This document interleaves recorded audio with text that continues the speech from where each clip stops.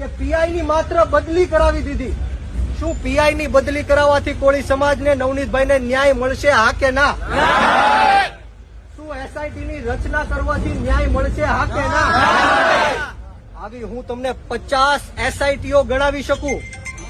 અમરેલી જિલ્લાના પાયલ ગોટી બેનના કેસમાં પણ એસઆઈટી ની રચના થઈ. કોને ફાંસીના માચડા ઉપર ચડાવ્યા?